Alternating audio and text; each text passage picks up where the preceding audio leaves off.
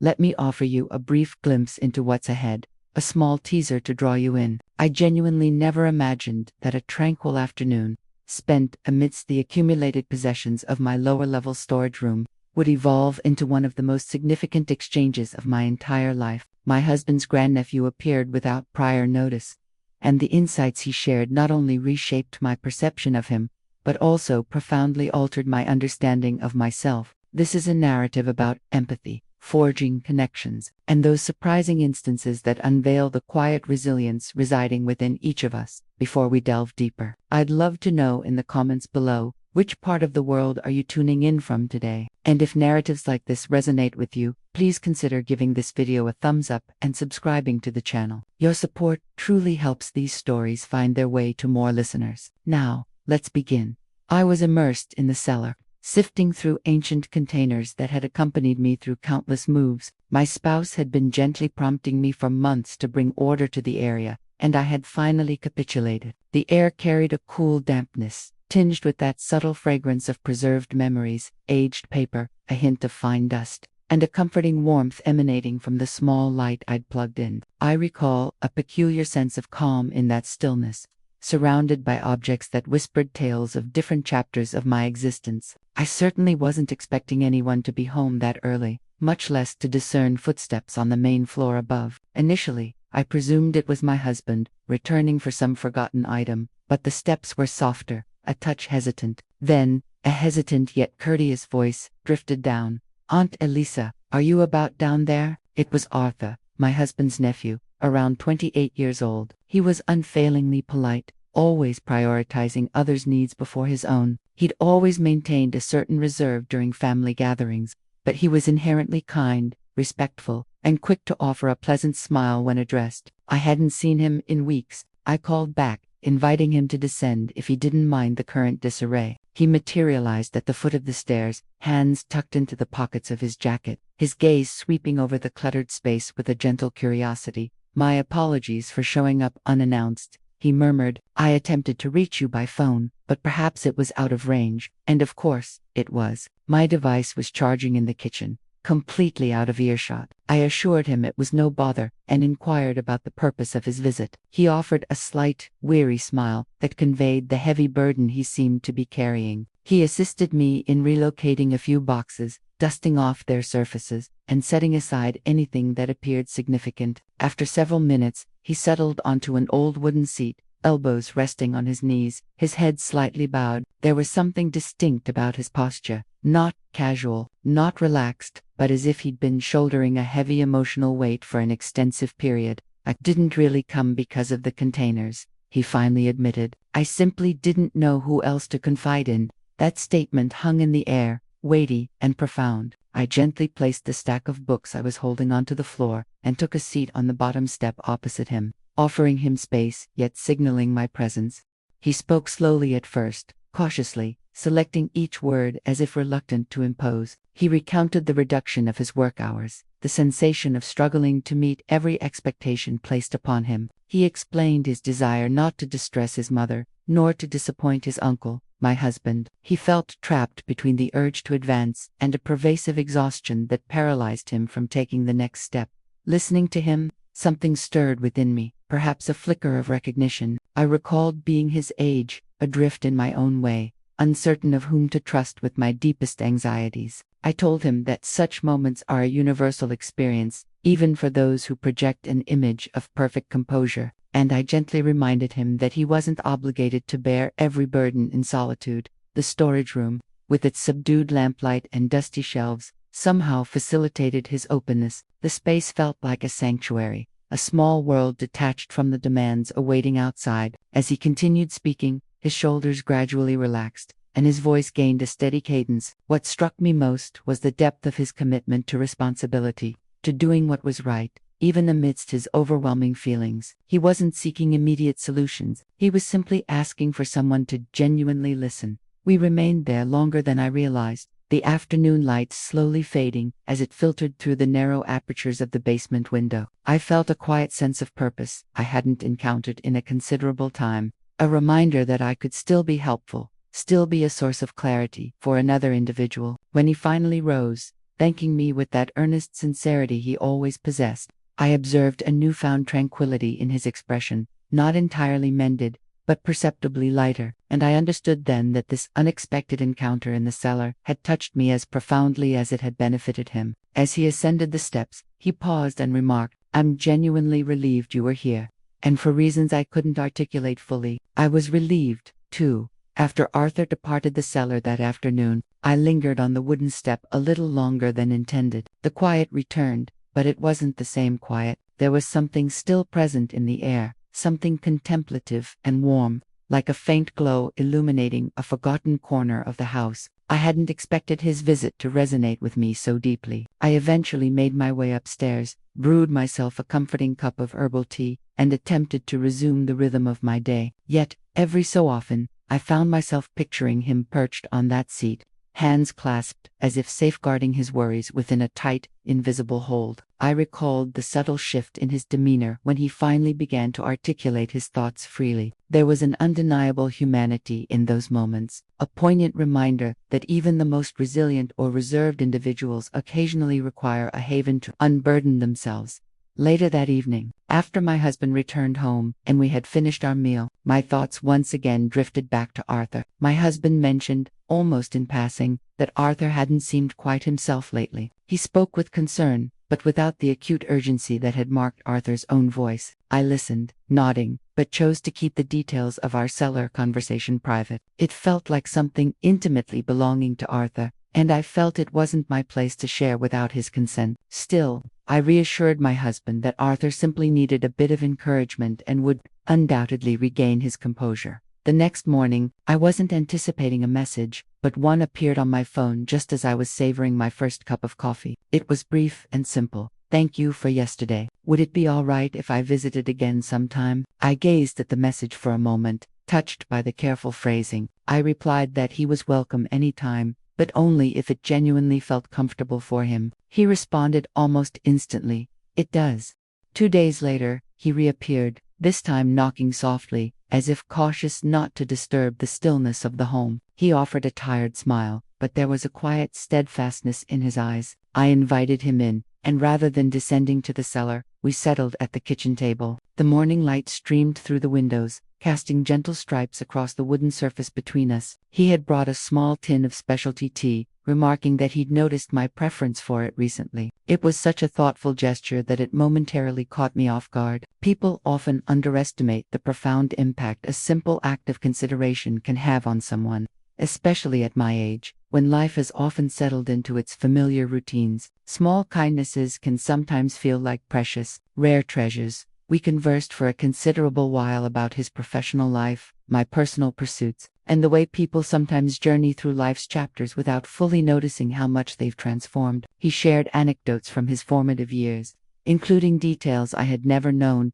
even after decades within the family circle. Moments of apprehension, recollections of striving to meet expectations, the self-imposed pressure he carried, even when no one explicitly demanded it. At one juncture, he paused and articulated something that surprised me. He confessed that he often felt more at ease speaking with me than with individuals his own age. He observed, "You listen without judgment, without rushing to solve everything."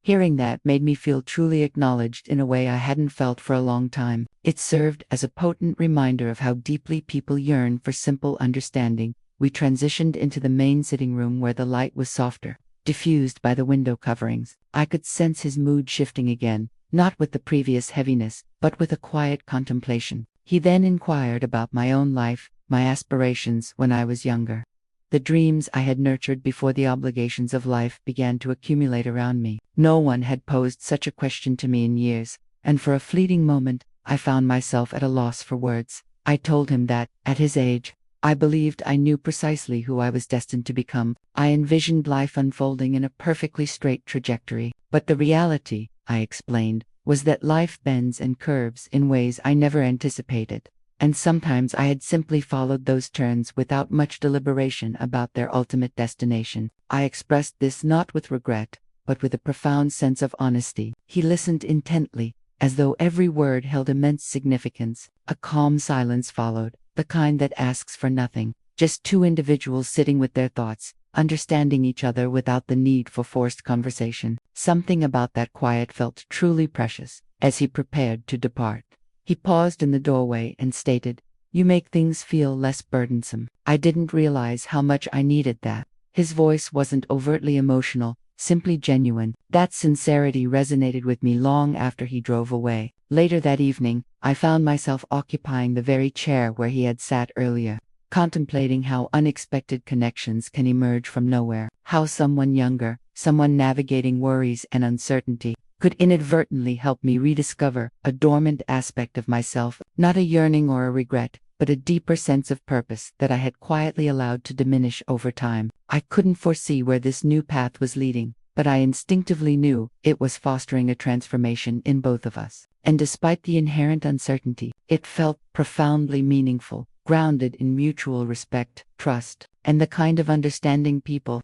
rarely encounter precisely when they need it most. The ensuing week unfolded with a quiet cadence, yet beneath it thrummed an undercurrent of anticipation I hadn't experienced in a long time. I confided in no one about it, not even my husband, who was preoccupied with his work and rarely home before nightfall. Life continued its usual progression, yet something within me felt more alive, more attuned to the subtle rhythms of each passing day. I found myself pausing at the kitchen window more frequently, observing the way the late afternoon sunlight stretched across the garden, or how the foliage rustled when the breeze intensified. It was as if the world had become more vivid, more noticeable once again.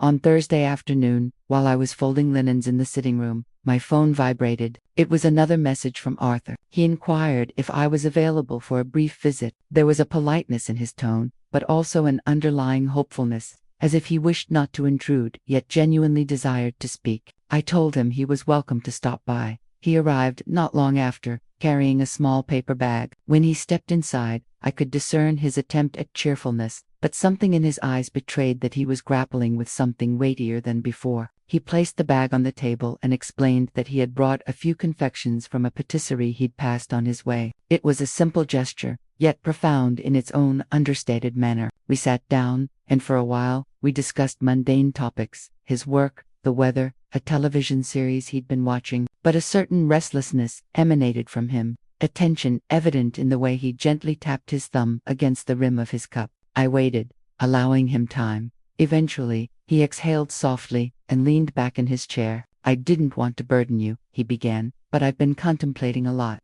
and it feels as though everything is shifting beneath my feet." His voice wasn't agitated, just profoundly weary. He elaborated that the changes at his workplace were proving to be more challenging than he had anticipated, with increased responsibilities being delegated to fewer individuals. He admitted he had begun to worry, not only about his professional future, but also about whether he was becoming a person he didn't wish to be, someone too drained to care about anything beyond simply surviving the day. As he spoke, I felt that familiar ache in my chest, the kind that arises when you witness someone striving so intensely to maintain their composure. I assured him that feeling adrift wasn't a mark of failure, and that sometimes uncertainty itself is the very catalyst that propels us toward growth. He listened quietly, absorbing every word. Then, he surprised me by asking, "Do you ever feel like you became someone different from who you envisioned you'd be?" It was a question that delved deeper than his previous inquiries. I gazed out the window for a moment, searching for the appropriate response. I told him that life possesses a remarkable way of shaping people in unforeseen manners, that sometimes we awaken one day and realize we've been shouldering the needs of others for so long that we've forgotten the sound of our own voice. I confessed that I had experienced that sensation more times than I could recount. He leaned forward, elbows on his knees, regarding me with a sincerity that seemed to shrink and quiet the room. "I think you understand more than anyone else I've spoken to,"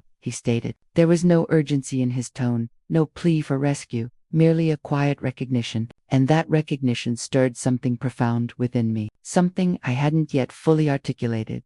We descended into the cellar later, not because it was planned, but because he offered to help me continue organizing the boxes. I reasoned that engaging our hands might help him feel more grounded. Down there, beneath the gentle luminescence of the lamp, the atmosphere once again shifted into that comfortable space where honesty flowed more readily. As we meticulously sorted through a box filled with old photo albums, he discovered a faded photograph of me from many years ago. I chuckled, recounting the anecdote behind it, vividly recalling the essence of life during that period. He listened, not with mere amusement, but with a quiet admiration that made me feel unexpectedly cherished. At one point, he paused, holding the photograph loosely in his hand. "You seemed so self-assured back then," he observed, "as if you knew precisely where your path was leading." I smiled softly and clarified that confidence isn't always what it appears. "Sometimes," I explained, "it's simply resolve wrapped around profound uncertainty." He nodded, as if that confirmed an intuition he'd held about his own life's journey. The cellar was silent, save for the gentle rustle of paper and the soft hum of the small lamp. There was no tension, nothing inappropriate, just a profound closeness forged through shared truths. The air felt steady, almost comforting, as though the room itself was shielding us from the clamor of the external world. As the afternoon waned, he rose and stretched, thanking me once more, not merely for the assistance, but for the open space to communicate freely. As he began ascending the steps, he paused and turned toward me. "You make it easier to breathe," he said gently. I didn't realize how much I needed that kind of calm. His words settled deep within my chest, and I felt a warmth that wasn't romantic, but deeply meaningful in a different way, like discovering a forgotten part of myself reflected in another person's understanding. After he departed, I lingered in the cellar for a while, surveying all the old memories scattered in their containers. It struck me how life sometimes orchestrates encounters between people precisely when they need each other most, even if neither individual recognizes it initially. I wasn't certain what was unfolding between us, but I knew it was far from ordinary. It was something built on trust, respect, and the quiet acknowledgement that two people from vastly different stages of life could find profound solace in each other's presence. A few days following that afternoon in the cellar, I noticed a subtle shift within myself. There was a lighter sensation, a clarity I hadn't realized I'd lost. The house felt warmer somehow, even during the quiet moments when my husband was out on errands or working late. My thoughts often returned to Arthur, to how our conversations had become a small, steady fixture in my week. They weren't dramatic or urgent, but they carried a weight that truly mattered, the kind that quietly reminds you that you are not alone. Arthur came over again that morning, carrying a notepad and a small bag of premium coffee beans, something he'd selected for me because he remembered my fondness for a dark, rich roast. He smiled as he entered, a little less guarded than before, and I realized how natural his presence had become. It was no longer unusual for him to drop by, and yet, each time he did, it still felt like an event in itself, quietly significant. We settled at the kitchen table, sipping coffee, and I noticed the way he had begun to open up in ways he hadn't before. He spoke about his ambitions, yes, but also about his underlying fears and uncertainties in a manner that felt neither heavy nor burdensome. It was as though the earlier cellar conversations had laid the groundwork for something deeper, a mutual understanding and a quiet, evolving trust. At one point, he looked at me and said, "I think I finally see that it's okay not to have all the answers immediately, that life doesn't have to be solved in a single day." I nodded, because I understood precisely what he meant. I had learned that particular lesson countless times over, but it was comforting to see it resonate with someone younger, someone I cared about in a purely nurturing way.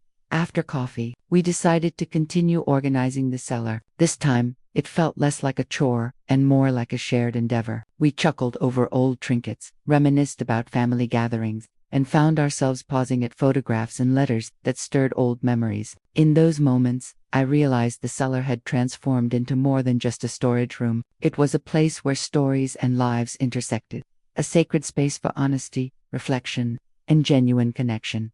Arthur paused in front of a container filled with letters I had penned long ago. I elaborated on the narratives behind them, and he listened intently, posing thoughtful questions. I noticed that he had started viewing things not just from his own limited perspective, but through the lens of someone who truly cared about understanding another person's journey. That blossoming awareness touched me in a way that surprised me. It was gentle, respectful, and profoundly meaningful. By late afternoon, we were both tired but deeply content. I surveyed the now somewhat tidier cellar and realized that our shared time had not merely helped him, it had helped me rediscover patience, empathy, and the quiet joy of authentic human connection. Sometimes life presents these unexpected encounters that reshape us without any fanfare. Arthur's presence reminded me that even small moments of openness and care could ripple outwards, leaving lasting imprints on both individuals involved.